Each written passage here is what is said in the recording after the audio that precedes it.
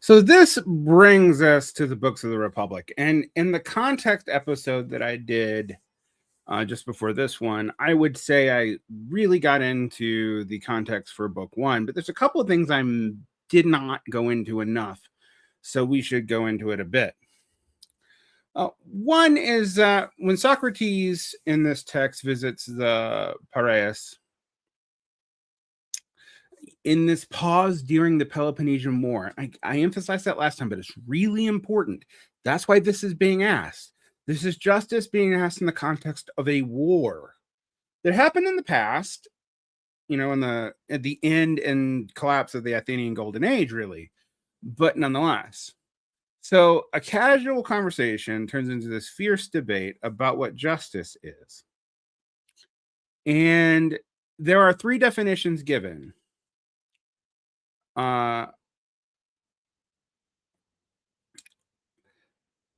Cephalus says that justice is speaking the truth and paying your debts. And Socrates' simple response to that is actually a response that I often have said to Constans. Would you return a weapon to a friend who has gone mad, or would you lie to save someone's life? Even if that was under the law was being taken unjustly, but under the law of the land. Polemarchus's definition, which justice is doing good to your friends and harm to your enemies.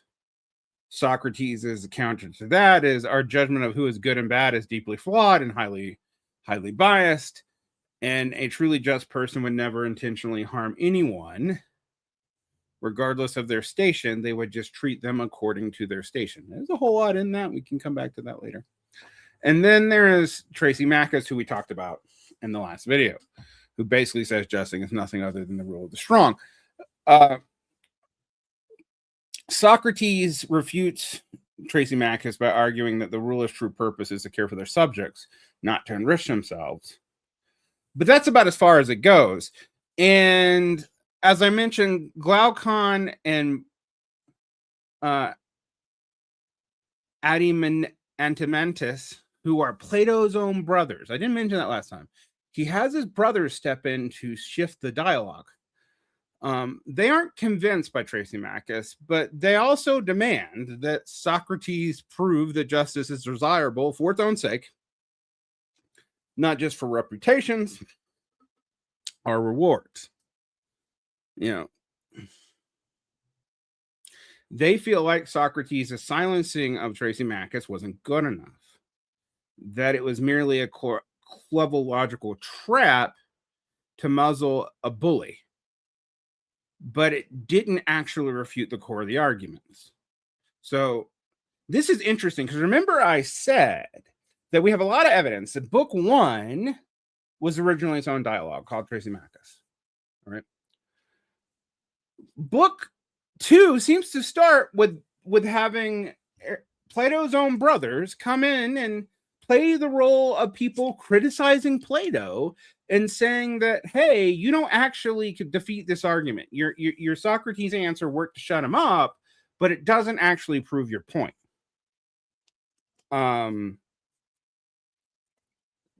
So what Glaucon and Adeimantus do is they play devil's advocate. They pull Socrates on Socrates.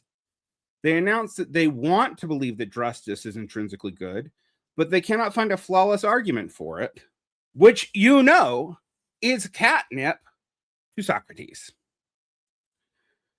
So they explicitly reboot Thrasymachus' position, stripping away his anger, and they try to deal with it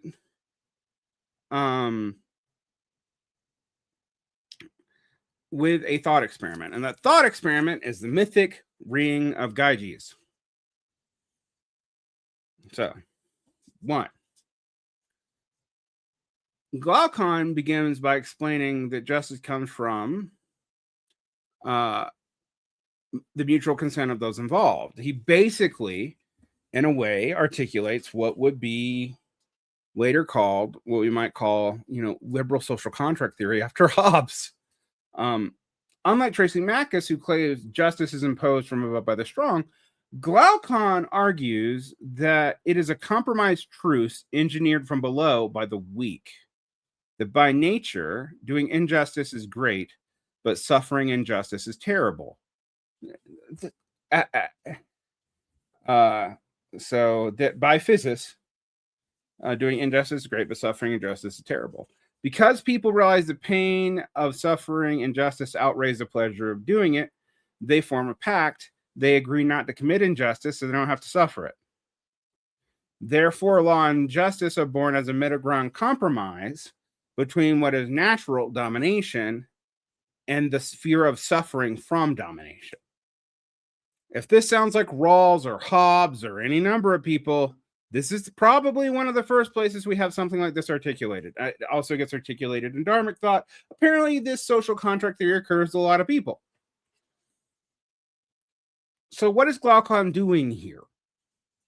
Well, Glaucon is refining the relativistic argument of Thrasymachus to something more palatable. For Glaucon, justice is a shield used by the weak and even some of the strong to protect them from the stronger.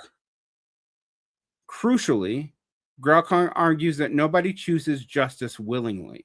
It is the second best option in an almost proto-game theoretical way that people chose out of weakness and fear of the suffering of being eventually unable to be the strongest.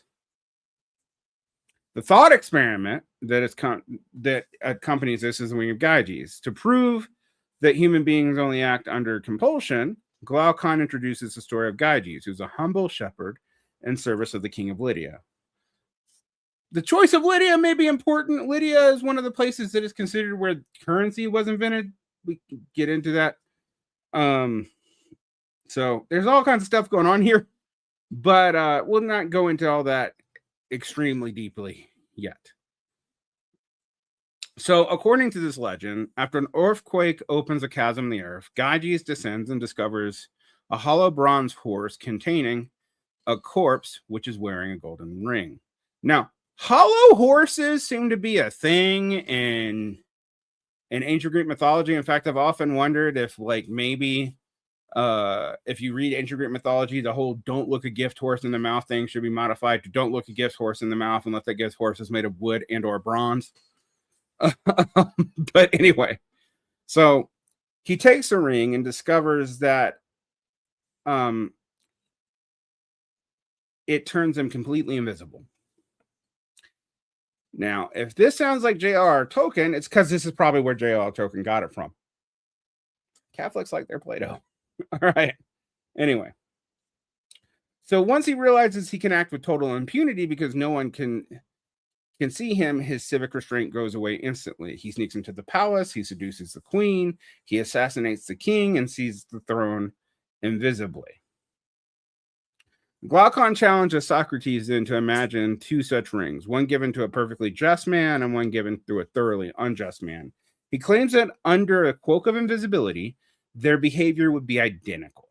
The just man would not stay on the path of virtue. He too would steal, break into houses, and kill whomever he pleased. So if Thrasymachus argued that injustice was smart and justice was stupid, Glaucon has refined this to a claim that universal human nature, we are all deep down egotists. And if you remove social surveillance and the advantages of society, as well as the laws that maintain that society, and the fear of the consequences of those laws, basically that people are just because they are afraid, and that is because the laws have a pointy stick that can make you follow them. The distinction between the just and unjust man evaporates. Now, to seal this argument, Glaucon sets up a radical thought experiment again to isolate justice from its rewards. So he says, let's contrast a perfectly unjust man who is a master of a deception and a supreme sophist, because we don't like the sophist here. He commits heinous crimes, but builds a flawless reputation for supreme virtue by doing incredibly well with his speeches. And because of his false reputation, he gains wealth, power, and a good marriage and high office. He can even offer lavish sacrifices to the gods, making him beloved of heaven, and thus even getting around the fact that he was an awful shitty person and getting the means to make those sacrifices. Contrast that with a perfectly just man. He is simple and noble. He does no wrong, but is completely stripped of his reputation for justice. He is universally believed to be a villain because he annoys people. He is bound, scourged, tortured, and eventually blinded, and is ultimately crucified. Or, well, impaled. The text, the word used in ancient Greek can imply either one. Glaucon asks Socrates, if the unjust man dies happy and successful, while the just man dies in agony as a pariah, which life is genuinely better? And we can judge this. Remember from our Aristotle, reading all the way back in Herodotus, it's come up. I've applied it to modern politics. Don't judge a man until they die. Well, they're dead. So how do you judge which one had the better life? If Socrates cannot prove that the tortured just man is happier than the prosperous unjust man, then justice cannot be said to be universal. In fact, it might be a scam, and it's valuable for only the reputation it brings, not its own sake. Then Adeimantus adds more to this equation. He steps in to finish this rhetorical trap for Socrates, but looking at how society actually teaches morality. He points out that parents, poets like Homer and Hesiod, and religious teachers don't praise justice itself. They praise the rewards of justice. Heavenly banquets, good reputation, and prosperity in business and social relations. Priests can claim they absolve people of crimes using rituals and incantations for a small fee. Human education thus actively teaches the young people that the ideal life is to be unjust but look just, since you can enjoy the fruits of sin and buy off society and the gods later with those same fruits. Kind of like an argument for capitalism, but anyway. By refining Thrasymachus' raw cynical argument into something that actually has some logic, Plato's brothers have boxed Socrates into a corner. He now has to respond with a more substantive response. That's the point in this book. They demand that Socrates leave aside laws, reputations, and the afterlife entirely. He's not supposed to have recourse to them for this. He must show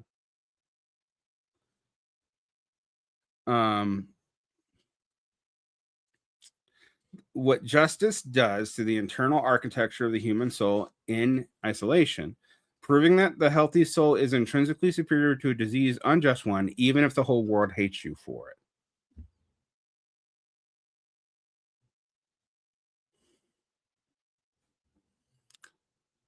Now, to answer this, we get another metaphor.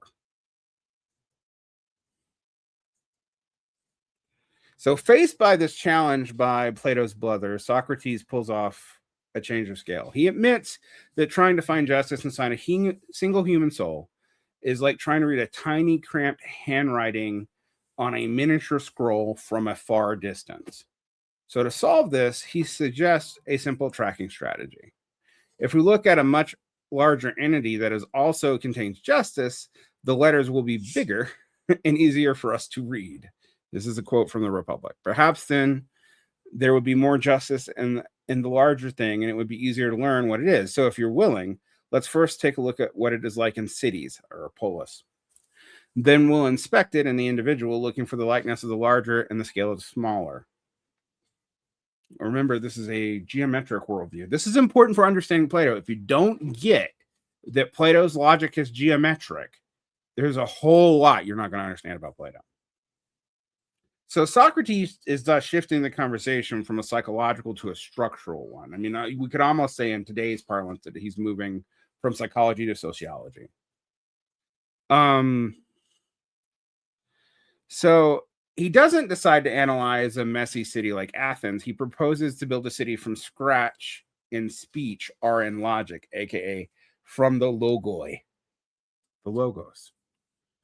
By watching society grow from simple to more complex, Plato hopes to show how both individual justice and injustice can exist. So this moves us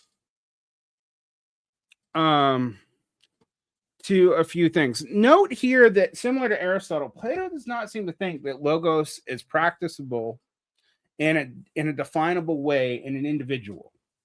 He does not think, or at least can't prove, that the individual actually reflects all this, despite what Glaucon and Adeimantus want him to do.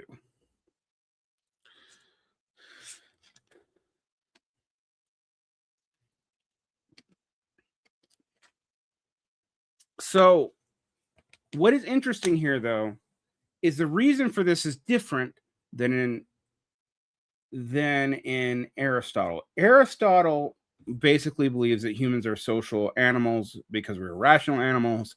Reason is always showed in speech, and speech only happens socially. Therefore, we are both social and rational animals. Thus, we are political animals, blah, blah, blah, blah, blah. However, for Plato, a political state is the human psyche writ large between people. These are mirrored geometric forms, for lack of a better way to explain it. The institutions, virtues, and vices of a city do not drop from the sky. They are aggregated from the projections of internal characters of the citizens who live there. I think this is still seen in liberal thinking today, where they talk about, like, we don't like Americans, so we extrapolate to Americans. It's an idealist framework. But let's not go too much into that today. Let's just note that it is how Plato thought. It is not that the social nature of human beings necessarily creates a place for virtue to be manifest. No, it's that the virtue of the individual soul is actually mirrored because it is aggregated in the city. And it is a different way of thinking than Aristotle, although it is very close. They're both collective views of humanity. They view humans as having an individual essence because they have a collective essence. And for Socrates, the head of the snake rots the whole snake, but that's also because the individual cells that made up the head of the snake were corrupt. So you can kind of see how this works. So first, what Socrates posits as a response to Glaucon and Adeimantus is a metaphorical city. The city of utmost necessity, or the city of pigs. All right. Socrates begins the construction with a materialist premise, actually. Human beings form communities because they are not self-sufficient. We have basic biological needs, food, shelter, and clothing, and we cannot meet those entirely by ourselves. Thus, to satisfy these efficiently, Plato says that we need specialization. Each person performs a single task for which they are naturally suited. A farmer farms, a builder builds, a weaver weaves. These are the teleos. To tie this into, this is not Plato does not use these language in the same way, but this does show you the parallels between Platonic and Aristotelian thought. There are more than people realize. There is no middle management, no military, and no government because they aren't necessary until something happens.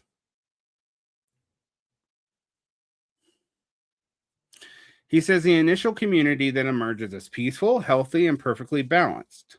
But Glaucon intervenes with the famous objection. He calls this city of utmost necessity the city of pigs. He points out that human beings are not content with bare survival. They want comforts, art, couches, gourmet food, and delicacies. And this creates a problem. Socrates accepts Glaucon's challenge and transforms the simple community into a luxurious or feverish city. To satisfy the citizens' expanding desires for luxury, the city requires more resources: imports, merchants, artists, actors, tutors,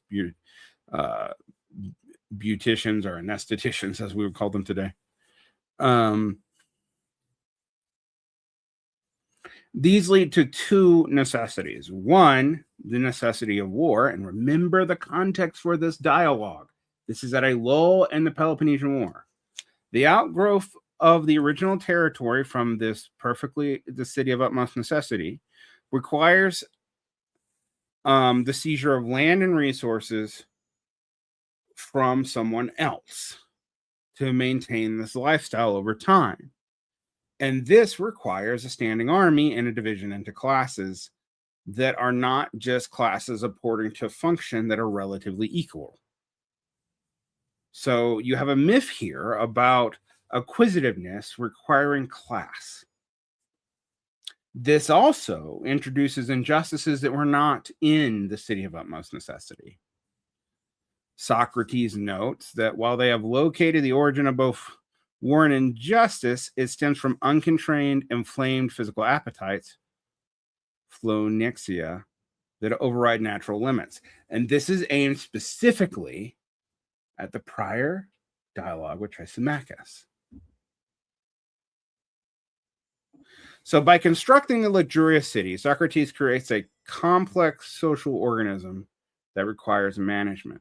To control the fever of acquisitiveness, the city must be divided into specialized classes.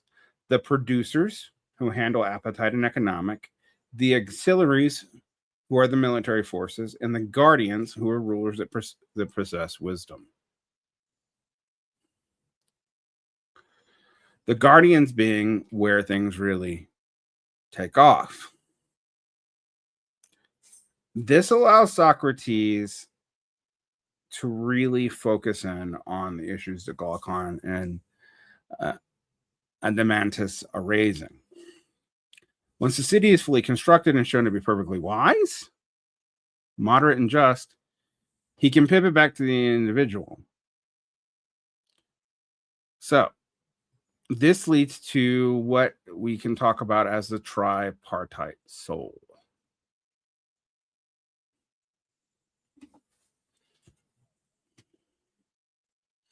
Now, this really gets fully developed in book 3 and book 4. And we're going to come back to book 3 because book 3 is interesting. But we're just to briefly mention this in the tripartite soul. The soul has 3 parts. All right. So in each class is a representation of those 3 parts. There are the guardians who represent the logistikon, our reason. They seek truth, the common good, and wisdom for all involved, and they are associated with Sophia, or wisdom. The auxiliaries, whose soul part is related to Thymonenes, which is spiritedness, anger, honor, pride, the drive to protect or to assert oneself. And this is associated with the virtue of courage, or what is it in Greek?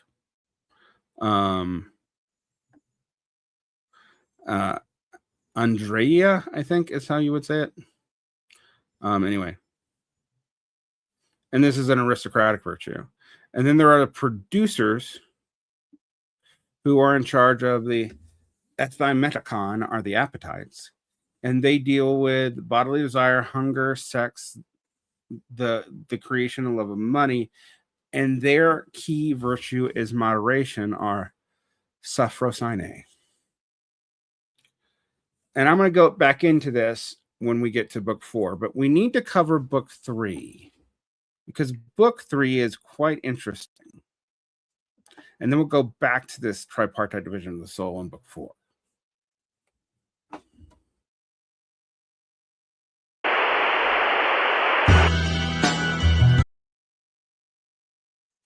So to answer the problem of Adeimantus in particular, where Adeimantus talks about the corruption of education,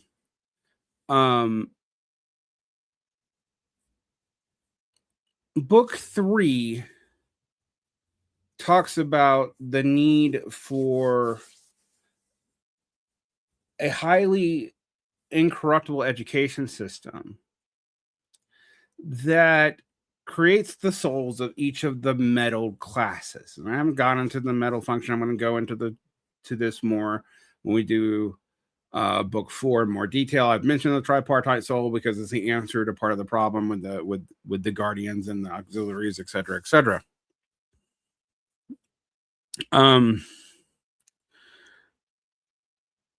So you need a cultural and psychological ecosystem for the citizens.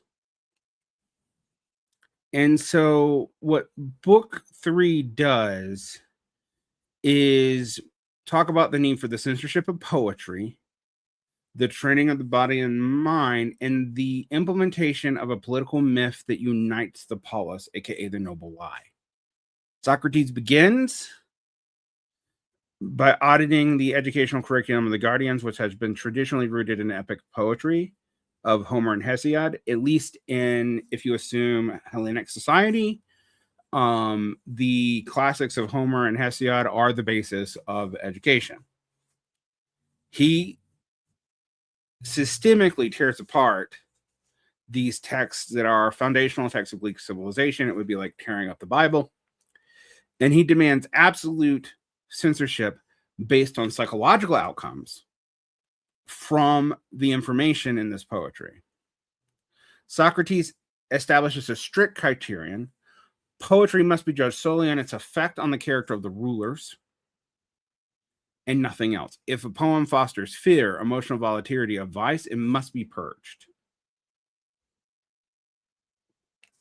And this involves the eradication of 3 things, and specifically, 1, we must remove all fear of death. To ensure the guardians are fearless in battle and in leading battle as wise rulers, all the terrifying descriptions of the underworld must be deleted from all poetry. If a warrior believes Hades is a dark, miserable place of whining ghosts, he will prefer surrender to death. Then, Homeric myths frequently depict gods laughing hysterically, cheating, lying, changing shapes, waging war, and engaging in rapine activities. I mean, I don't know how many people Zeus rapes, but it's a lot. Socrates would ban all these stories. The gods must be depicted as perfectly good, unchanging, and the cause of only good things. They cannot change because to change implies growth, and growth implies imperfection. If young elite believe the gods are corrupt, they will rationalize their own corruption. Now, I think you can see why Catholics like this, but anyway. And then you need the suppression of all excess emotion. Rulers should be what we would later call Stoics, although it's anachronistic to say that they're Stoic in this case. Socrates would ban great scenes where heroes like Achilles weep, lament, or beat their breasts in grief, as well as scenes of excessive or undignified laughter. Socrates makes a big deal out of mimesis, or imitation. The crucial distinction between narrative styles, pure narrative and mimesis, are a problem. Socrates wants to severely restrict mimesis, and actually a lot of Christian bans on like plays and poetry that happen in the early medieval period are actually based on Socratic logic. Because the human psyche shapes itself around what it repeatedly mimics, guardians are forbidden from imitating women, slaves, drunkards, villains, or animals, although guardians can be women, which is interesting. They may only imitate characters of supreme virtue, courage, and self-control. The mix of ideas around women in the Republic is wild. It is on women. It's going to sound super aggressive and super progressive simultaneously, partly because I think our standards don't really fit to it. Lastly, Socrates says that states should kick out the poets. That he should be anointed with myrrh, crowned with wool, and escorted to the border of the city. Which means humiliated because of his talents make him dangerous. Then the guardians should be taught balanced and pleasant things that lead to balanced psychological dispositions. Plato understood rhythm and harmony and this probably comes from Pythagoreans, honestly. They talk about the music of the spheres a lot. To sink deeper into the soul than text, and song was so important.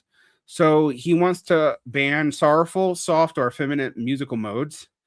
And he considers the Ionian and the Lydian effeminate musical modes.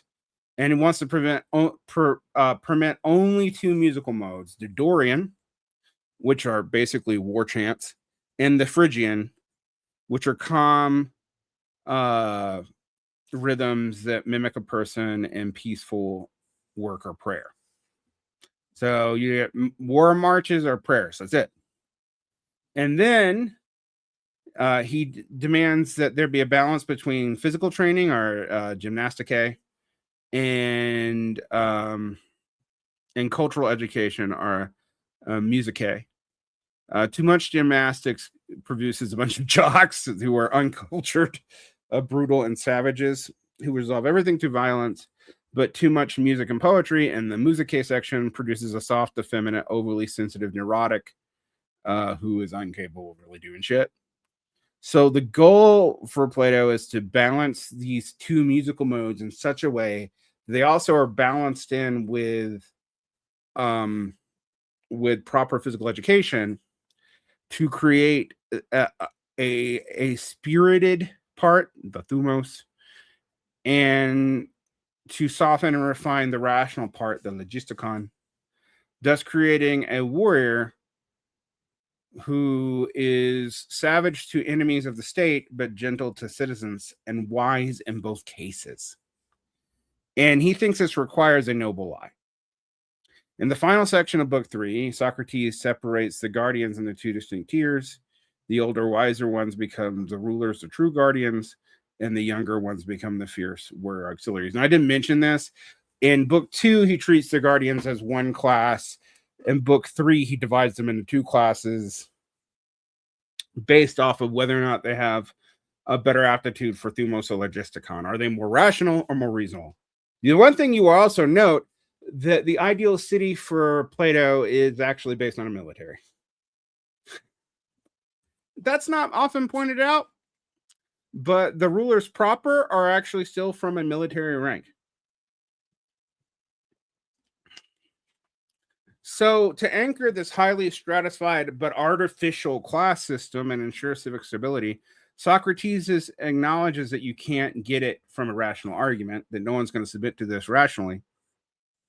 So he requires the state to be built on a myth. Thus, you get the Genion pseudos, or the noble lie, which is a fiction believed by subsequent generations to ensure patriotism and class cohesion and collaboration. You know how much I love this. So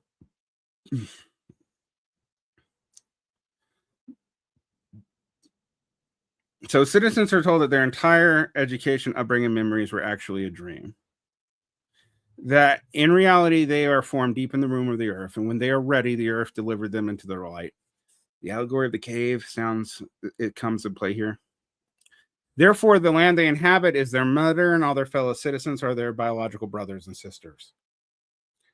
If you've heard this in modern thought, like my motherland and my brothers and sisters in arms, it's not just from Plato, but it sure as hell is here. This is to strip away any tribalism within the polis and consolidate into a patriotism of one identity.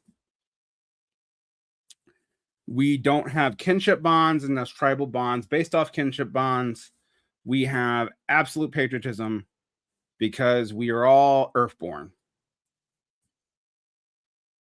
And also, this is also why like marriage and stuff is broken up, but we can get into that later. The myth of metals is the next thing.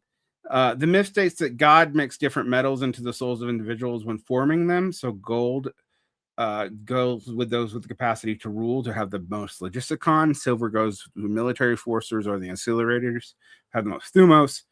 And iron and bronze, those driven by base agriculture, are producers suited to agriculture and trade, and they have a mixture of iron and bronze in their souls. Crucially, Plato notes that this is supposed to be a meritocracy, not just a rigid caste system.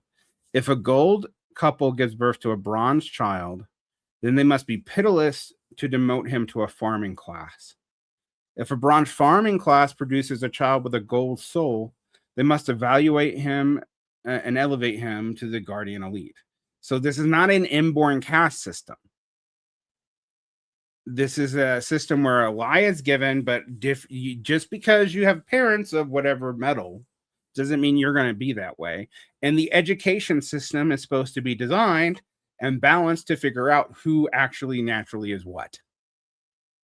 So it is a, quote, natural aristocracy that is naturally meritocratic.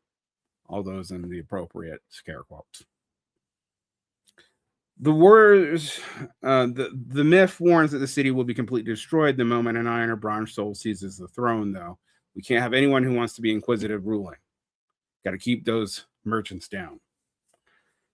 To prevent gold and silver elites from exploiting the bronze elites, Book 3 ends with a social economic rule. Rulers are forbidden from owning private property or from even touching money. They are to live in communal barracks, eat in a common mess hall, and receive basic rations from the producers who can do as they like. They are told that they possess divine gold within their souls.